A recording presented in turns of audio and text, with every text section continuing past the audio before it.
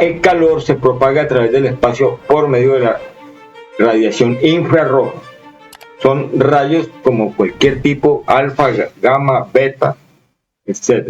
Entonces, esa radiación infrarroja, por medio de la radiación infrarroja, llega acá a la atmósfera. Entonces, una parte de ese calor que llega, entonces, obviamente no entra todo, sino que una parte se refleja y otro se refracta y llega hasta la Tierra, ¿no? Obviamente no nos llega con toda su fuerza, porque entonces nos acaba con todo, ¿no? Acaba con la vida. Entonces, la idea de la atmósfera es que va reteniendo esos rayos y ahí deja pasar, según esto, el 47,5%, es decir, la mitad le golpean al planeta Tierra por la superficie terrestre y la calienta, es la que nos calienta a nosotros. ¿Sí?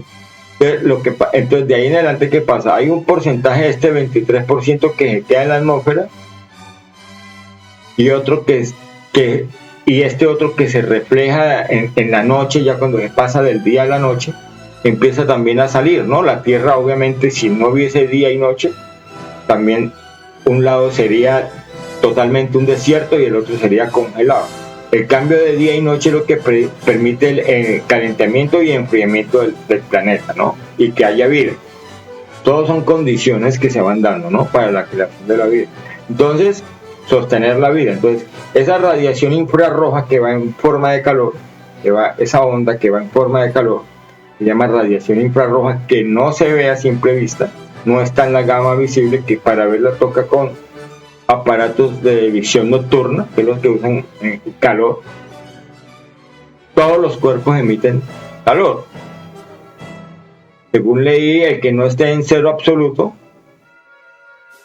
es decir, 0 Kelvin, de ahí para arriba todo cuerpo emite más o menos calor. Entonces, los gases de efecto invernadero lo retienen, lo amarran y vuelven y lo botan.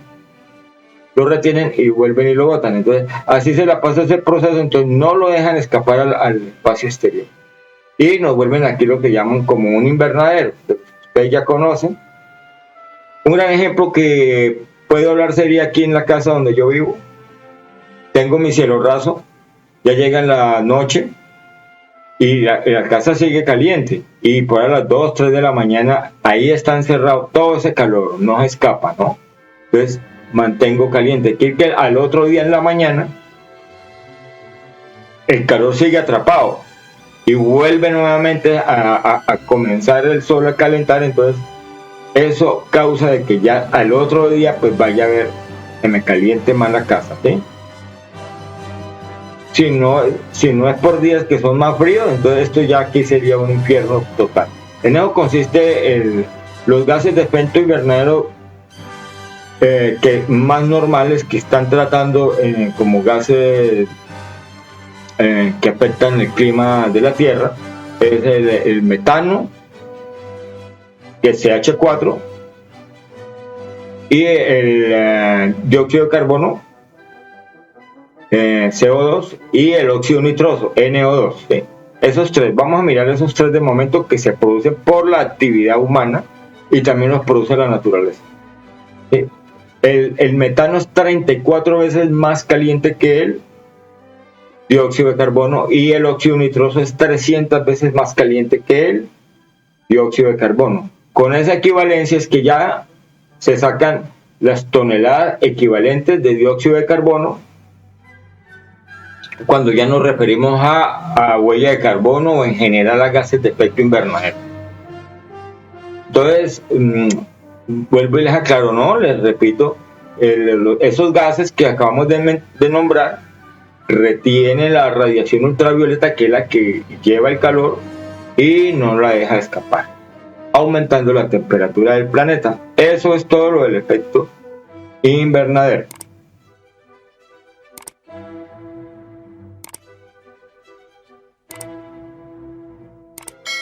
Entonces, ahora vamos a ver, ustedes dirán, bueno, ¿y cómo es que se produce ese asunto, no? ¿Y qué pruebas hay, no? Entonces, todo eso lo estuve haciendo yo en mi investigación. Obviamente, pues uno dice, oiga, necesitamos una prueba de algo, al menos de entrada. Entonces, la prueba de aumento de la concentración de dióxido de carbono nos la da la curva de Keeling, ¿sí?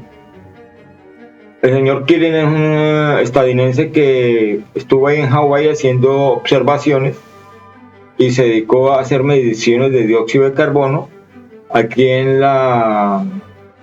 Mauna Loa, allá en Hawái, ¿no? Y llegó, después de hacer observaciones año por año, entonces determinó una curva. Y es la curva que ya lleva el nombre de la curva de Keeling, Charles Keeling, para que lo conozcan, ¿no? La revista esta es de la BBC News Mundo. Un reporte muy bueno, un artículo muy bueno, pero nosotros vamos a ir directamente a lo que es a la curva, ¿no? Esta es una curva que nos está relacionando el tiempo con el aumento de la concentración en partes por millón de dióxido de carbono. Como pueden ver, arranca más o menos en el 59 hasta el 2021-2020. Pónganle los 60, serían 40, 70 años. 40, 60, 40 y 20, 60 años. Que es suficiente tiempo para uno mirar algo. Ustedes saben que los acontecimientos geológicos son de miles y de millones de años, pero aquí hubo un acontecimiento que ya se está marcando en un periodo de tiempo muy corto, que es un aumento en la concentración de dióxido de carbono en la atmósfera. Pasó más o menos de 300 días a unos 400 días. Aumentó en 310 a 410, aumentó en unas 100 partes por millón, ¿sí? En el transcurso de 60 años. Entonces, eso es lo que es claro de que sí está aumentando la concentración de dióxido de carbono, sí está aumentando en el planeta. ¿Sí? Entonces, otra cosa para mirar en esta curva es cómo fluctúa la concentración de dióxido de carbono formando como una especie de serrucho, ¿no? Y la explicación de eso es debido a que la concentración de dióxido de carbono en el planeta varía de acuerdo a si se está en otoño o si se está en primavera, ¿no? En el reverdecer es en la primavera y en el otoño es cuando ya los árboles se caen, las hojas, entonces eso también genera dióxido de carbono, y tras de que la planta no está generando oxígeno, entonces hay más acumulación de dióxido de carbono a finales de año, lo que es en el hemisferio norte. Eso lo mostramos luego con una gráfica más adelante, ¿no? Una animación. Entonces, eso es lo que se está demostrando básicamente acá con la curva de Keeling, que sí está aumentando la concentración de dióxido de carbono en el planeta.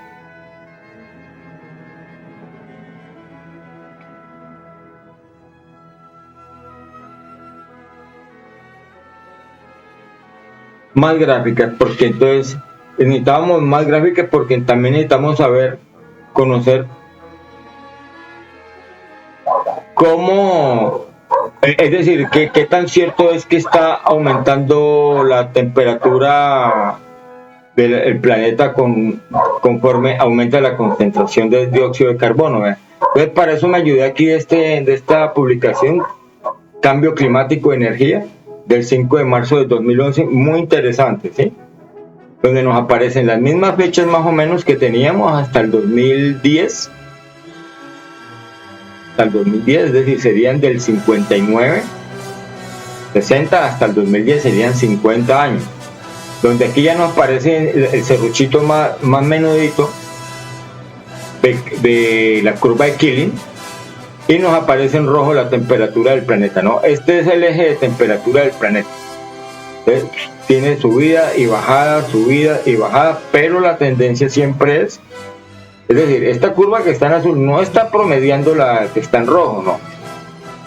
La que está azul es la curva independiente, que es la concentración de dióxido de carbono que va acá en este, y la en rojo, que es la temperatura del planeta, ¿no? Entonces también va en forma de serruchito, pero no tan simétrico, ¿sí? Entonces ahí lo pueden ir viendo.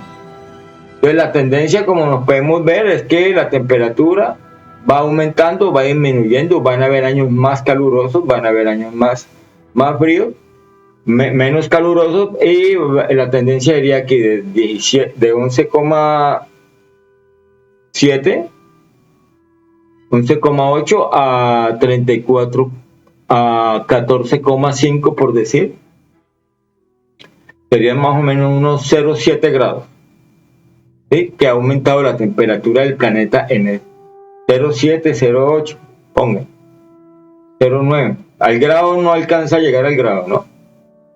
Que ha aumentado la temperatura en los últimos, pues digo yo que no alcanza a llegar al grado.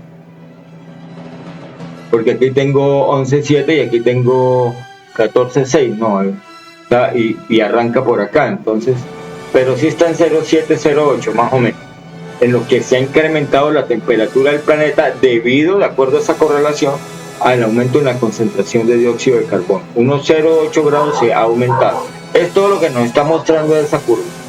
Acá luego lo que hace es que nos correlacionan la concentración de dióxido de carbono con la temperatura y nos llegan a esta correlación. Esta sí es el promedio de la curva y le da un coeficiente de correlación de 0,84, es decir, es lo que está, si fuera línea recta, si fuera todos los puntos bien perfecticos, una línea sería de 1. Pues la tendencia sí es muy clara de que como al aumentar la concentración de dióxido de carbono está aumentando también la temperatura del planeta, ¿no? De acuerdo a estas investigaciones, que yo lo que hago es mostrarlas. Yo no estoy diciendo, estimada audiencia, nada al respecto, no estoy evaluándolas si son ciertas o no, nomás las estoy mostrando. Sí, eso tendrá sus autores por acá. Está el que lo publicó, vea, por S. Sánchez Raval. No sé quién será no aparece quién hizo esa investigación. Concentración de emisiones de CO2 y evolución de temperaturas. Etiqueta. Entonces, ya para terminar esta parte sería, ya con esta curva, ellos hicieron 3 correlaciones, es lo mismo, concentración de CO2 versus temperatura del planeta. Entonces, ellos observan que aquí hubo una pendiente negativa, luego incrementó la temperatura y luego otra pendiente negativa. Ellos dicen que hay periodos de tiempo donde no hay correlación, pero esta sí es clara. En este intervalo de aumento de partes por millón, sí se ve claramente que aumentó la temperatura, ¿sí? La tendencia a que aumentó la temperatura. Entonces eso es lo que hay que mirar ahí, estimado audiencia, de que prácticamente estas investigaciones sí nos están mostrando un aumento de la temperatura en el planeta conforme aumenta la concentración de dióxido de carbono debido a la actividad humana. ¿Sí? A lo que hemos llegado, hemos explicado las causas, hemos explicado las sustancias que se han producido, complejas, de la vida.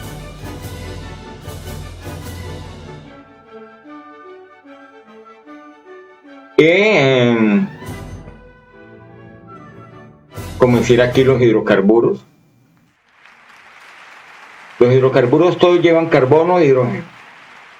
Todos llevan carbono e hidrógeno. Unos llevan, por decir, el butano tiene 4 carbonos, 10 hidrógenos. El pentadecano trae de penta, que son 15, pentadecano son 15 y 32 hidrógenos, ¿verdad? Y los hidrocarburos, ¿sí? El octano trae 8 carbonos, ¿sí ven? Entonces, eso es lo que hace el carbono, forma cadenas complejas. Aquí en el caso de los hidrocarburos, ¿no? Vean, aquí estamos. El metano es el hidrocarburo más sencillo que existe, que es el CH4.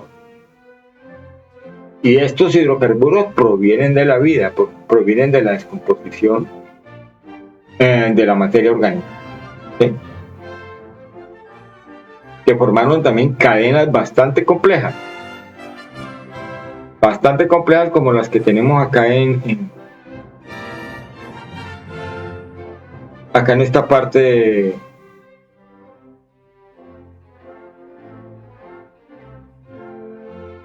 en estas gráficas, ¿no?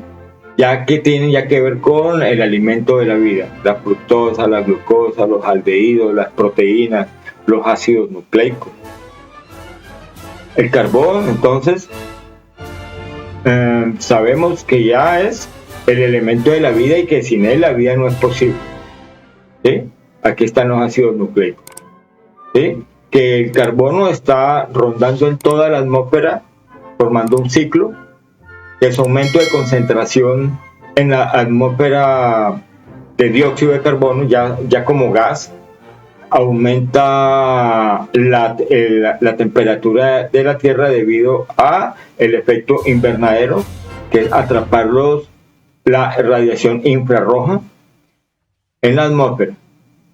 Y entonces se pone como una pelota de ping-pong, rebota contra la atmósfera, luego lo recibe el gas, lo recibe la superficie terrestre, los océanos absorben también ese calor, hacen como reguladores pues de la temperatura.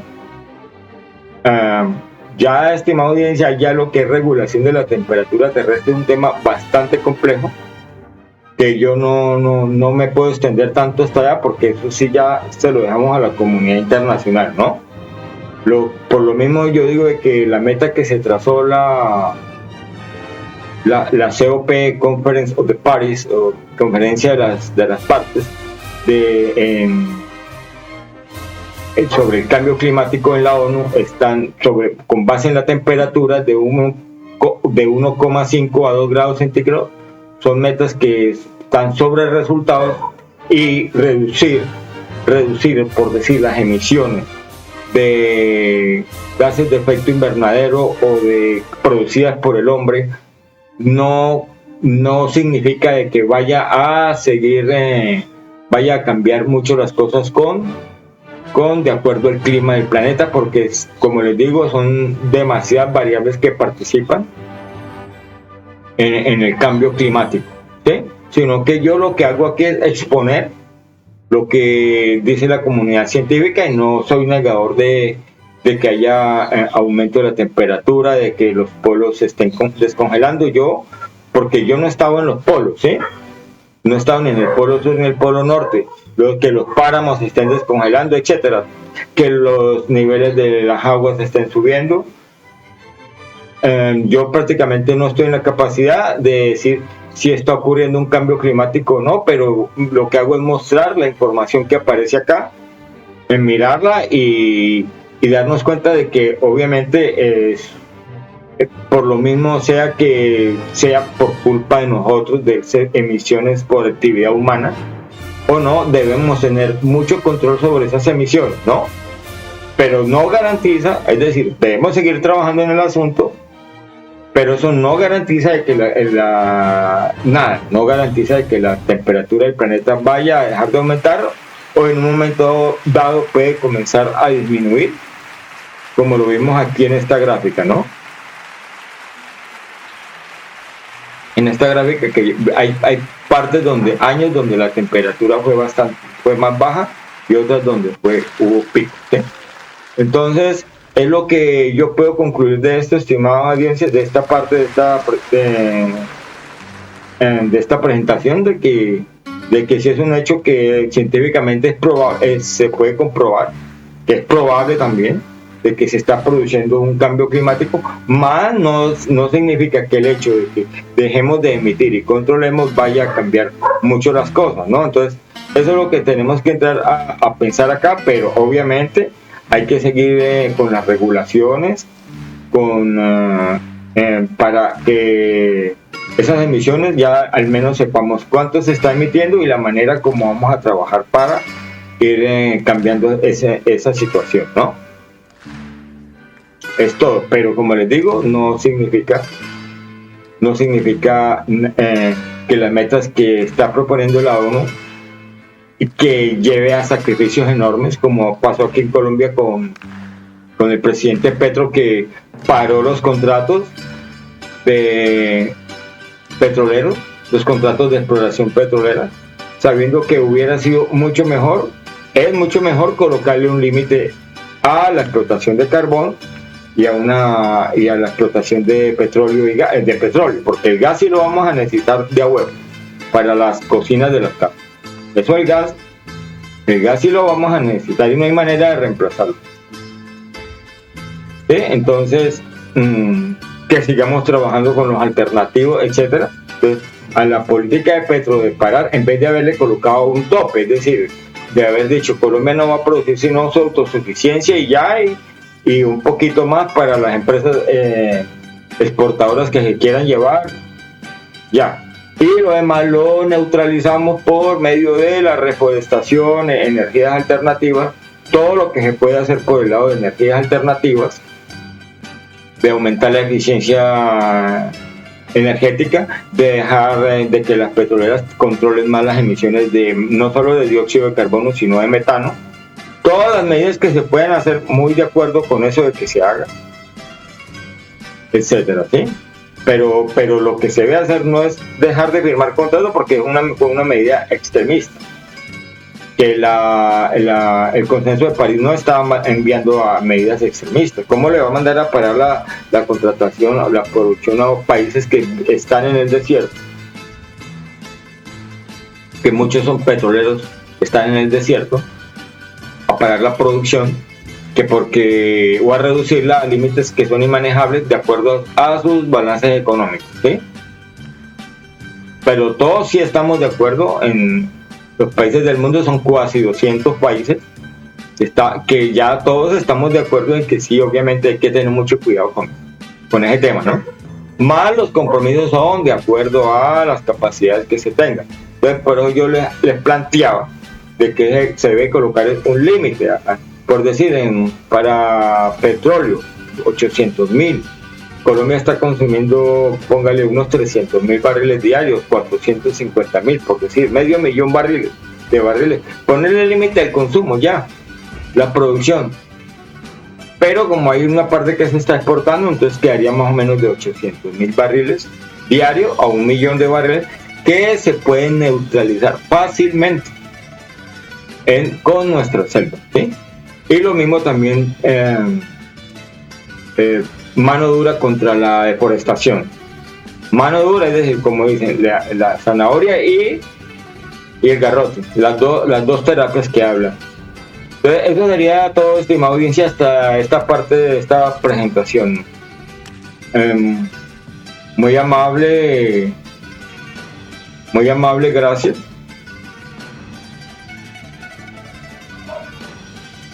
Pues sí, estimada audiencia, que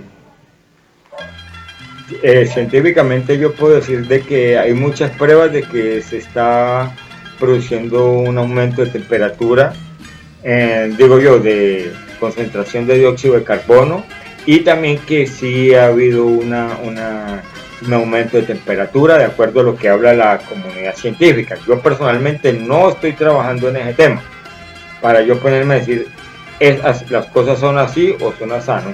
Yo soy investigador independiente de la industria del petróleo y gas, y este tema lo estoy tratando porque la inspiración surgió a raíz de la última reforma tributaria que hizo el presidente Petro, donde yo traté los temas relacionados con la industria petrolera, la ley 2277 del 2022, ¿sí? Por eso lo tomé, porque ahí hubo una reforma también al impuesto al carbono. Entonces, a raíz de esa reforma, yo dije, voy a hablar del impuesto al carbono, y entonces obviamente quiero abarcar todo, no solamente irme a quedar ahí, porque todo lo que rodea a ese, ¿por qué la creación de ese impuesto? ¿De dónde viene eso? Que me hablan de cambio climático, que emisiones de dióxido. Vamos a mirar en qué consiste el cambio climático. Vamos a mirar en qué consiste. Eso es lo que yo les quise mostrar a ustedes acá con esta serie de presentaciones sobre el impuesto al carbono, no ir a pasar entero. Y nosotros como ingenieros, ¿qué responsabilidad vamos a asumir para enfrentar esas situaciones? ¿Sí? Es todo. Ya lo demás es actitud de cada cual. Todos tenemos una libertad de conciencia, una libertad de pensamiento, saber qué es lo que más nos conviene como persona, como país y como habitantes de este planeta. Ya saben, mi nombre es Julio César Vázquez Arango, investigador independiente de petróleo y gas, graduado en la Universidad de América en Santa Fe de Bogotá, Colombia, con matrícula 01871 del Consejo Profesional de Ingeniería de Petróleo.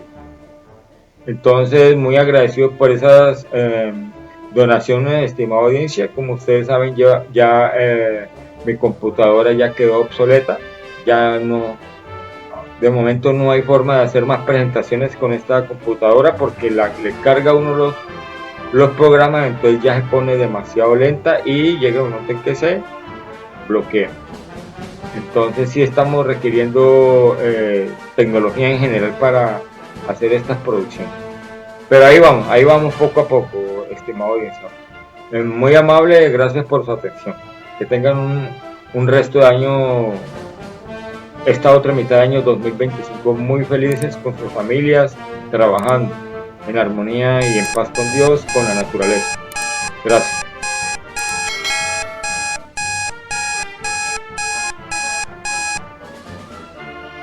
Estimada audiencia, muchas gracias por escuchar estas presentaciones, investigaciones. Y también muchas gracias por sus donaciones a mi cuenta en el Banco de Colombia. Que tengan todos un feliz día y un feliz año. Dear audience, thanks a lot for listening my presentations and investigations. And also thank you for your donations to my saving accounts here in Bank of Colombia, in Colombia, South America. Have a great day and a happy new year. Thanks a lot. Bye-bye.